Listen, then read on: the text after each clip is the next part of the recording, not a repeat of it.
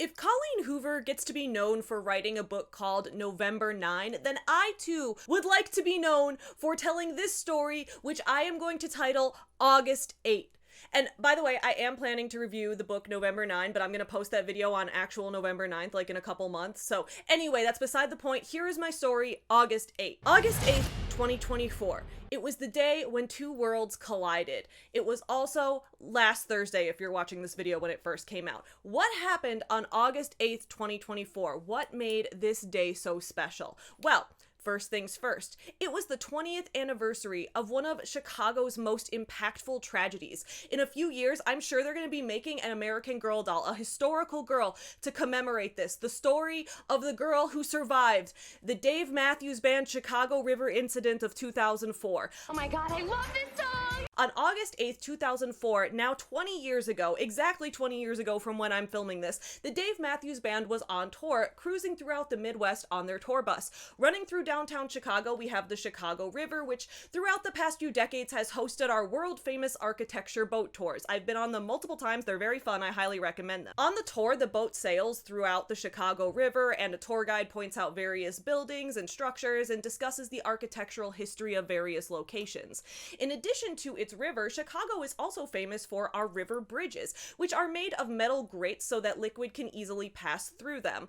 On August 8th, 2004, the Dave Matthews Band tour bus was driving over such a bridge, Chicago's Kinzie Street Bridge downtown, and as the bus was driving, a lovely group of people were congregated on a boat on the river below, enjoying their boat tour, learning all about Chicago's architecture. Do you see where this is going? In what can only be described as an incredible, miraculous twist of fate, during the exact moment that this boat was sailing underneath the Kinzie Street Bridge, the Dave Matthews Band tour bus was driving over top of the bridge. And in this exact moment, the bus driver decided that it was the perfect time to empty the bus's septic tank. That's shitty. Through the gated bridge rained down 800 pounds of human waste, which landed directly on the boat passing through below, covering nearly 100 passengers in poop and causing at least 5 confirmed people to be taken to the nearby hospital.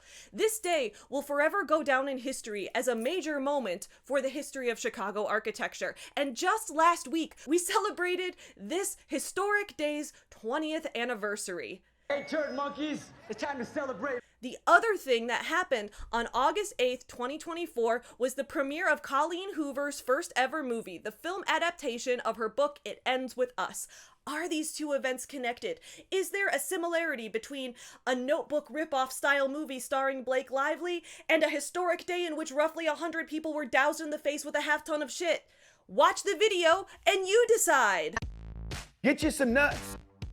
Yeah, you effin'. Up yours, woke moralist. We'll see who cancels who.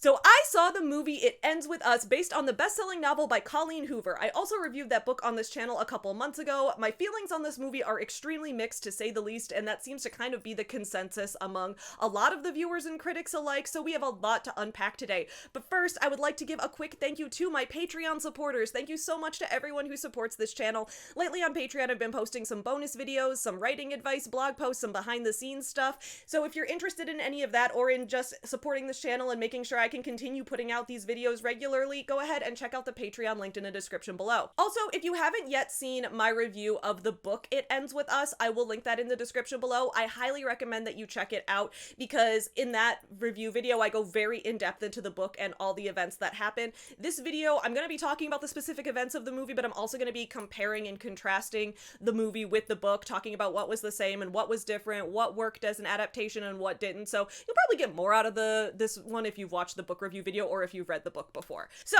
most pressing question first. Was the movie better or worse than the book? I hate that I have to keep doing this to you guys. It's getting repetitive. I'm sounding like a broken record at this point, but every single time I review something related to Colleen Hoover, there is always a paradox. We cannot prevent this. Believe it or not, this movie was both better than the book and also worse than the book. Now, when I say the movie was better, what I mean is that the movie made a hell of a lot more sense than the book did. In just a moment, I'm going to go over some of the specific plot points, but suffice it to say, almost every plot hole in the book was fixed for this movie. Well, that's good news. The movie also didn't have any of the weird pregnancy kink stuff. There was no like fetish erotica tropes. It functioned pretty well as a standard romance movie where for the most part the characters' motivations made sense to the average human. Again, think of it as something kind of like The Notebook. It kind of was going for the same vibe. But that also makes it worse in a way, I think, doesn't it? The appeal of Colleen Hoover is that she is just completely unhinged. I think the only way a movie adaptation could even come close to matching Colleen's freak in the books is if the movie was directed by someone like Tommy Wiseau, or maybe it could be like a Vinegar Syndrome release. It would need to be really weird is what I'm saying. But this movie is not weird, it is aggressively normal. And yes, that means it makes sense and you're able to easily follow it as a human with normal life experiences. But in a way that also makes the movie kind of forgettable. So It Ends With Us is such a wild book. If you haven't read the book or seen my video review summary of it, here's a quick taste of what It Ends With Us is like. It's like, read this book. This is a serious commentary on domestic abuse and partner violence. But then it's filled with lines that are like, hi, my name is Lily Blossom Bloom. I like flowers. I glue gears onto flower vases to make them look steampunk.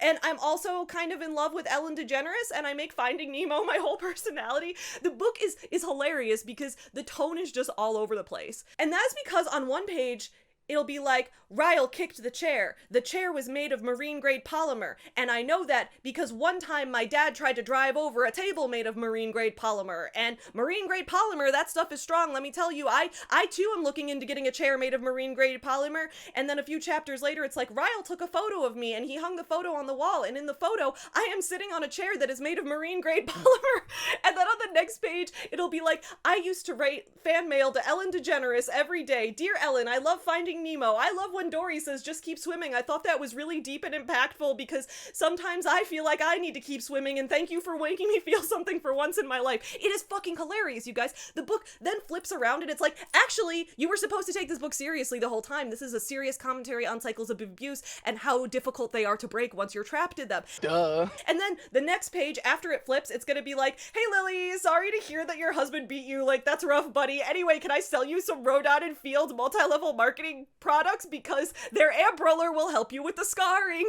Like, watch the book review if you haven't yet, okay? This book is just completely batshit off the wall insane, and that is why I liked it. That is why it was so entertaining. I felt like I was seeing like Petey Wheatstraw for the first time watching Rudy Ray Moore make a deal with the devil only to realize that the devil's daughter is an ugly son of a bitch. I've said this so many times before, okay? Colleen Hoover's books give me the same joy I get when I watch 70s to 80s low-budget exploitation movies, but like as if I were like a Gen X mom in an airport bookstore. I am so fascinated by these books just as works of art, and I legitimately love them. So theoretically, a movie based on one of these books should be balls to the wall insane. Like Guns Akimbo crazy. It should star Daniel Radcliffe in at least one role, but probably like 2 or 3 roles if we're being serious. But what we got instead was something that was just well made, and that's it.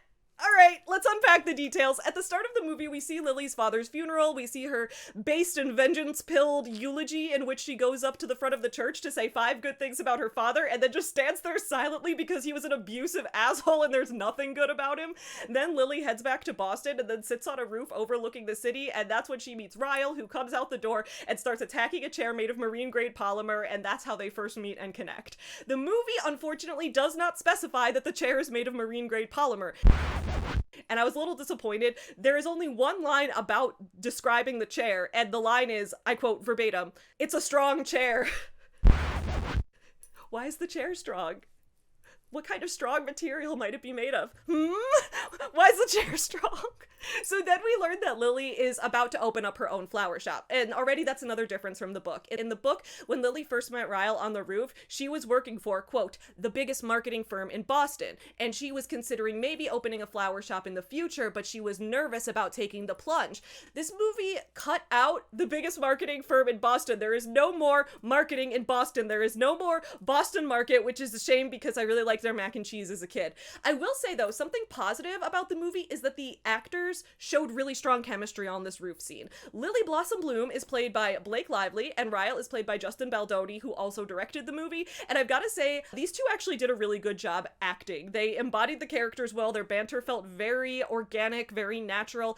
One of my biggest complaints with the book was that it never really felt like, I just never really felt immersed in seeing Lily and Ryle fall in love. Like, I didn't believe that they had any kind of legitimate chemistry or legitimate relationship, because I didn't think the book ever showed them truly connecting. It just showed like Ryle acting like a creepy stalker and then Lily eventually giving into it, which was, again, weird fetish shit. But in the movie, with the addition of having actors, I think that showed us more of a range in their emotions. They have this nice, easy rapport that they fall into very naturally, and they share a sense of humor. There's a clear spark between them from the start, and I think that's to the credit of the actors bringing these characters to life in a way that was more immersive and emotionally impactful to me as a viewer. I've always actually thought that Colleen's books might function better as movies.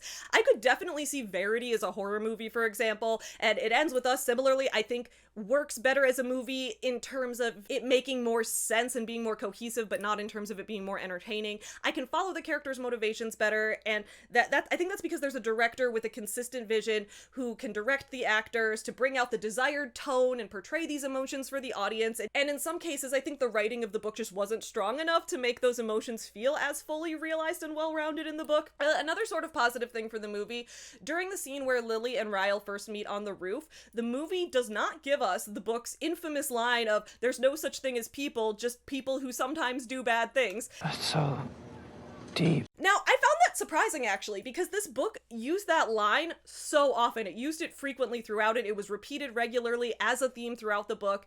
But whether or not we were supposed to believe that theme was what felt inconsistent to me, because sometimes it would be Ryle, who is an abuser himself, and arguably, in my opinion, the villain of the book, saying that line to make excuses for abuse. So it was like almost like a coping strategy, like, oh, we shouldn't trust people who say this, it's a red flag. But then other times the line would be used seriously, as if it were an actual theme of the book that we were supposed to take away from it, about like the complexity of human nature and our own motivations and behavior. So it got really confused and I didn't understand it. I'm just assuming that as the director, Justin Baldoni saw this line and was like, no, this theme doesn't make any sense when this line is here, so we need to cut that.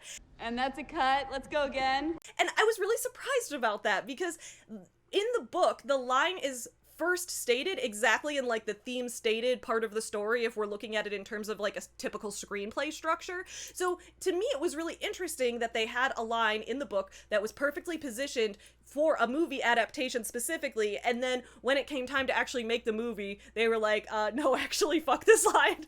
It's awful, it doesn't make sense. We also then get flashbacks to young Lily, who meets her high school sweetheart Atlas, a guy in her neighborhood who's become homeless after his mom kicks him out. When we see the flashback scenes, I thought that the casting for young Lily was just perfect. The girl they chose looked exactly like what I assume Blake Lively would look like as a teenager. I could fully believe that that was young Lily and we'd actually just traveled back in time. But on the other hand, the guy that they chose to play young Atlas looked nothing like adult Atlas. Like, he looked like he was almost the same age as him. It looked like they were just two different adult men they'd cast to play these roles. So I don't get why they couldn't have chosen maybe a younger guy to play young Atlas, or maybe they could have just done some kind of makeup magic to age down the actor that they had for adult Atlas or something like that. I know you guys will make me pretty and stuff. I want to be clear, the actor who played young Atlas did a good job. I thought his acting was good. I just don't think he looked visually similar enough to the adult version, other than them both being white guys with dark brown hair. I don't think that's enough of a similarity. If you didn't already know where the movie was going, it wouldn't be that impactful to you as a viewer when she runs into Atlas as an adult in the future, because he looks so different that you'd just kind of be like, who's that? Why is this important? I don't understand who that is. Sorry, but I don't even know who you are. So the casting could have been a little better there, in my opinion, but I thought young Lily was perfect. In the flashbacks to Lily in high school, we didn't get nearly as much Ellen DeGeneres as we did in the book. So remember, teenage Lily used to write fan mail to Ellen DeGeneres every day in place of journaling, and she'd also watch Ellen's show every day after school, and she loved the movie Finding Nemo.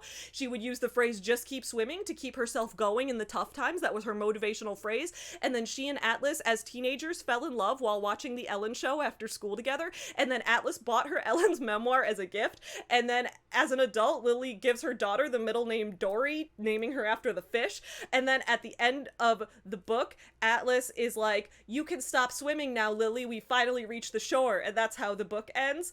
There was a lot of Ellen in the book, is what I'm saying here. I don't even think that this book was really a love triangle, like with Lily, Ryle, and Atlas. I think that this was more of like a love parallelogram. This was some kind of love quadrilateral, because Ellen was definitely part of this love shape as well. Lily had some feelings for Ellen buried deep down in her heart somewhere, in that blossoming, blooming heart of hers. What the hell is that, dude? That didn't sound very genuine. Oh.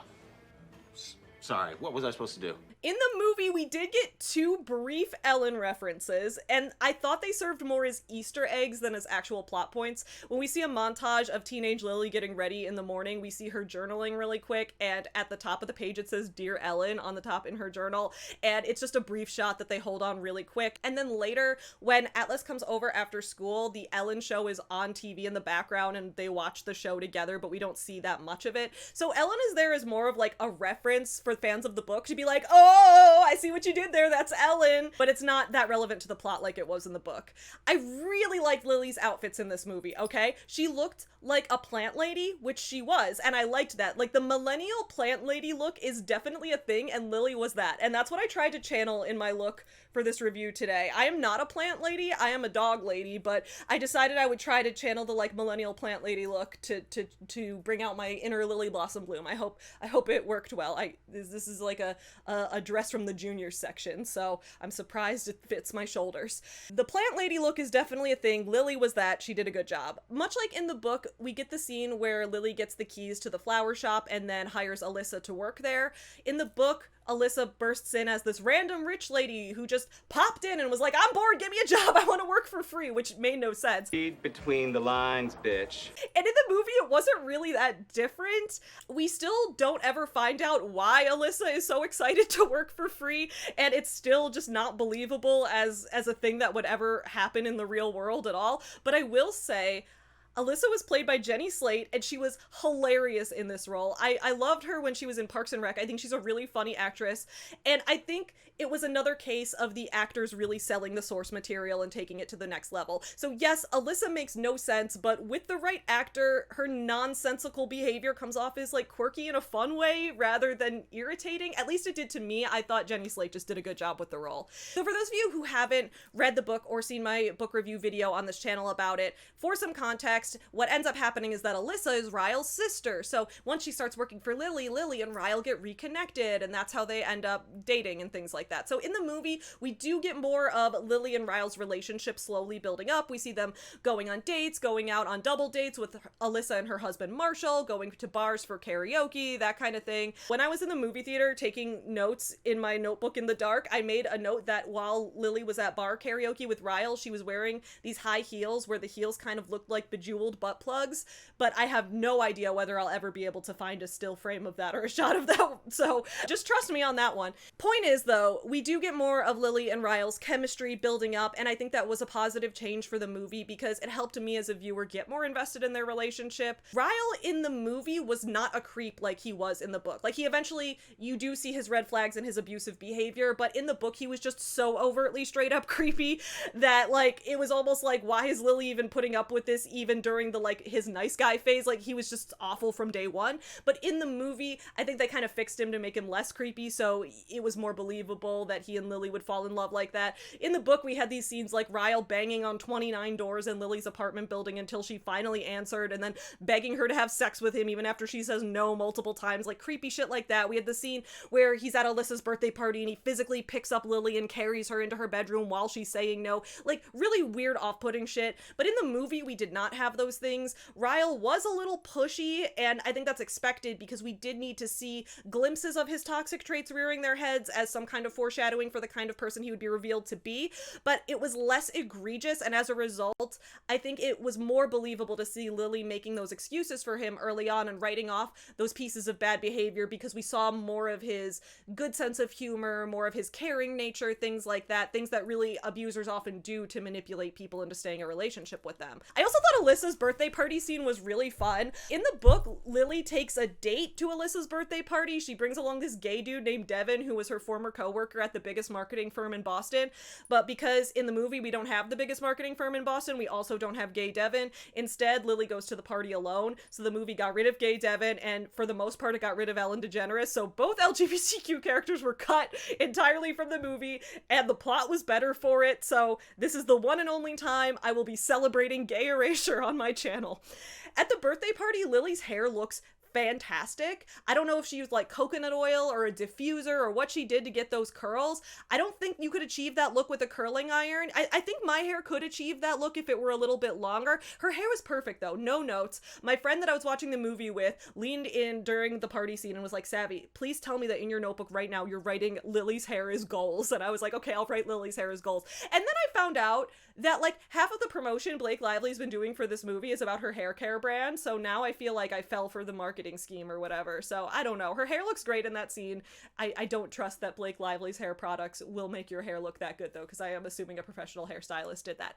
Anyway, in the book, at the end of the birthday party, that's the scene in the book where Ryle picks up Lily and carries her off to his bedroom against her will without her consent, but in the movie, that scene's done differently. This is crazy, but I'm having feelings again.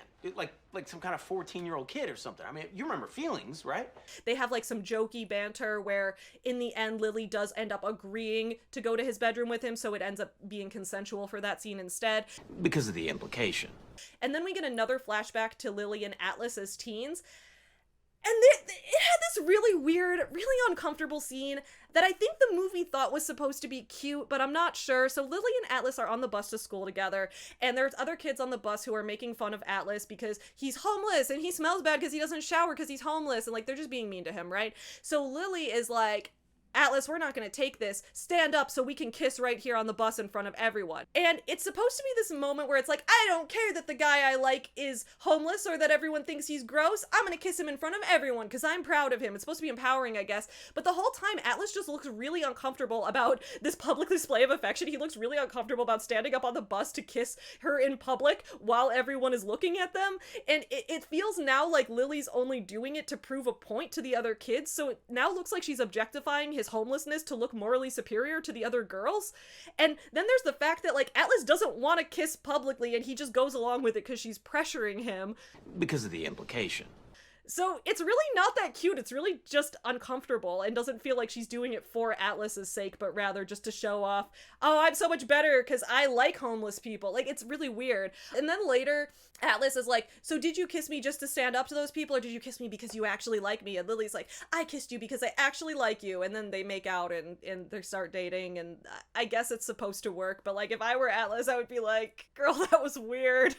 So anyway, back to present day. In the book, one of my criticisms was that Colleen gave Alyssa this subplot about struggling to conceive a child, like she wasn't able to get pregnant, and that's why she was working for Lily for free, because she was bored after not being able to get pregnant. Like, she and her husband are already so rich, so she doesn't have to work, but she's bored, so she gets a job to distract her from her sadness about not being able to get pregnant. And guys, I really thought that was gonna go somewhere, because we also had this theme of homelessness, and I was like, oh, so maybe Alyssa's gonna become a foster parent and help break the cycle of homelessness, right? No, that would have been too much. I was thinking this, to be fair, before I knew about Colleen's pregnancy fetish and how obsessed she is with her pregnancy fetish. So she needs everyone to get pregnant. So in the book, Alyssa just gets pregnant. The infertility plot is just resolved out of nowhere. I was hoping that in the movie they might fix it by having Alyssa adopt instead of getting pregnant, but no, the movie still has her get pregnant, and it just doesn't have the infertility plot whatsoever. She never has a thing about like, oh, I'm sad I can't get pregnant. Instead, she just gets pregnant, and it's never even a conflict either way.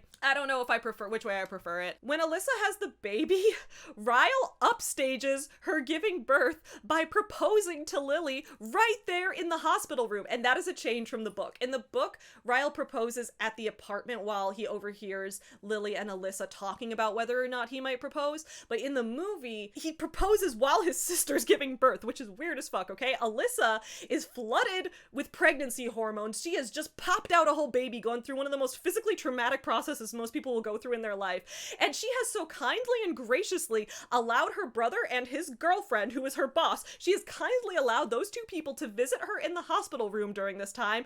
And then Ryle he thanks her for this opportunity by turning into the living embodiment of a made-up Reddit Reddit Am I the Asshole post by getting down on one knee right there in the hospital room and proposing to Lily. He doesn't even have a ring, so he proposes to her with a baby. Like, he takes his sister's baby and gets down on one knee and holds up the baby like it's like Simba and Rafiki, holds a baby up to propose, and he says verbatim, "Lily Blossom Bloom, will you marry me?" I burst out laughing in the theater during that part. There were a lot of times during this movie where I was the only person laughing in the theater, and I'm not sure if that was good or not, but like, come on, the dude proposed in a hospital room during his sister just delivered a baby, and he used the newborn baby as an engagement ring. Like, that's objectively hilarious. This movie should have been all weird-ass scenes like that. Like, Daniel Radcliffe should have played Ryle. He should have played Alice. He should have also played the baby, like, with his face AI-generated CGI onto it. I'm saying that this movie could have been weirder if it just followed that kind of thing the whole time. It's about whether or not we're dumb enough to believe in it. In the book, it's clear that Lily's childhood trauma involves watching her mom get abused, but also Lily herself being caught in the crossfire of that abuse. And in the book, Lily tells Ryle about this abuse immediately upon meeting him on the roof. That's how they first connect. But in the movie, Lily doesn't tell Ryle about the abuse until they're in a committed relationship earlier on, until they're living together, and the first instance where he ends up hitting her. And in the movie as well, Lily also clarifies that her dad never hurt her and only hurt her mom. And I wasn't really sure how to feel about that. One of my critiques of the book was that I didn't think it did enough to recognize the ways that an abusive partner can also harm the child, even if they're not intentionally abusing the child themselves. And then for the movie to just like completely erase the fact that Lily did experience pain at her father's hands, it seemed like the wrong move to me. It felt like the movie was running away from a difficult conversation rather than trying to figure out how to tackle it with the nuance and sensitivity that it deserves. And there was one other place in the movie that I had hella mixed feelings on, okay? Ready for this? So in the book, you may remember the absolutely wild scene where we learned that Ryle, as a kid, accidentally shot his brother Emerson in the head. What is wrong with you? And then little 6-year-old Ryle tried to take all the pieces of his brother's head and put them back together, but he couldn't do it, and Emerson died, and that's when Ryle decided to be a neurosurgeon, because he needed to get the closure of finally being able to fix people's heads. In the movie, we do sort of still get this backstory, but it's not nearly as impactful. For one thing, it's Alyssa who tells Lily the story instead of Ryle, so we don't get Ryle, like, in the book being like, "Lily, I was trying to fix him! I wanted to put his head back together! I thought I could fix him, Lily!" We don't get that. We don't have anything in the movie drawing the connection to that making him want to be a neurosurgeon. We just get Jenny Slate trying hard to keep a straight face while delivering the movie's most dramatic monologue about a child accidentally murdering another child. I felt so bad because I really did not want to burst out laughing in the movie theater during this because everyone was dead silent. I think everyone was immersed in like how serious this was, and it was supposed to be serious, but it was like the drama went up to 1,000,000. This character who previously in the movie had only been comic relief and said hilarious things was now just suddenly like at the opposite end of the spectrum being like, he didn't even know it was a real gun, he shot him, and I'm like, did we just go to Degrassi or some shit? Like, what happened? That is so messed up. So basically the movie as a whole functioned well in terms of fixing the plot holes, keeping a consistent tone, the actors did a good job, the relationships were believable, but in the end, that's really what took away from the insanity of the book. This movie, I think, would have done better, at least it would have been more memorable for the long term if it were a cult classic, but instead, I'm afraid that it's just going to be remembered as like a Wish brand knockoff of The Notebook. However, there is one other thing we need to talk about, and that is all the drama going on behind the scenes with this movie. The morning I woke up to start writing this very script, which was right after I'd seen the movie, I was hit with a bunch of articles online that were all about the It Ends With Us production drama. It was getting to be like, don't worry, darling, Harry Styles, Olivia Wilde, Jason Sudeikis, love triangle type of weird shit, okay? So let's talk about the real life drama that's maybe going on behind the scenes. Shortly before It Ends With Us premiered, another big name movie came out. That movie is called Deadpool and Wolverine. Deadpool is played by Ryan Reynolds, who is married to Blake Lively, who is the star of It Ends With Us. On Reddit, the user user Crystallized13 says, Blake and Ryan probably expected a Barbenheimer moment, but the Blake and Ryan version, ugh. Which Reddit user Billy Shakes replied, LMAO, it's not even an off-brand Barbenheimer, it's like a this came out of the dumpster Barbenheimer, tragic. In this same thread, user sglobal444 said, also strange, Blake and Hugh Jackman were paired for her Vogue cover. And I looked that up and it's true. That is kind of weird, right? Like, are we trying to cross-promote Deadpool and Wolverine along with It Ends With Us? Was there something going on behind the scenes for the sake of a cross-promo? Did Ryan Reynolds squeeze his way into this movie to the movie's detriment? A lot of fans are starting to wonder that. So remember, It Ends With Us is directed by Justin Baldoni, who also played Ryle. Justin Baldoni was also the movie's executive producer, meaning he likely bankrolled the entire operation. So the movie, for all intents and purposes, is his passion project. Yet a lot of fans noticed something interesting. Blake Lively, Ryan Reynolds, and all the actors from the movie, and Colleen Hoover herself, all unfollowed Justin Baldoni on social media before the movie premiered. Plus, Blake Lively didn't seem to want to take any photos with him at the premiere event. So, was there drama going on between our two co-stars? And was Colleen Hoover involved? Something a lot of people have been pointing out is that on Justin Baldoni's social media, in promoting this movie, all he's doing is talking about like domestic violence resources and how to be a good supportive person to a woman who's going through this type of thing and what organizations are here to help and trying to tie it in with the themes. And then people are noticing that on Blake Lively's social media, she's doing cross promos with like her outfits and her new hair care brand. So some people are wondering like, oh, is Justin Baldoni mad at Blake Lively because she's making the premiere all about her and he's trying to make it about the issues? And then other people are like, or maybe Justin Baldoni is being one of those hashtag nice guy male feminists who's trying to appear as such a good ally, and Blake Lively knows that there's something else going on with him behind the scenes. Okay, all of that is speculation. I have no way to comment either way on that, but there has been some evidence that most likely there is some kind of conflict going on. As a recent article from The Cut explains, in order to promote the film, Lively has surprised fans, done talkbacks, and given countless interviews. Somehow she's managed to do all of this press without interacting with or even mentioning Baldoni, the man who actually brought this movie to life. Baldoni, who you might know from his 5 seasons on Jane the Virgin, optioned It Ends With Us back in 2019. I'm so passionate about this book and so honored Colleen Hoover chose me to help bring it to the world, he wrote on Instagram at the time, sharing a photo of the two of them in high spirits. In 2023, it was announced that Baldoni would direct and act in the film and that Lively would serve as both star and executive producer. At some point between then and now, it seems that some bad blood has developed. Over the past few weeks, Lively and Baldoni have not interacted once during the press tour. Instead, he has been endeavoring on a lot of solo press while she has teamed up with Hoover and her co-stars.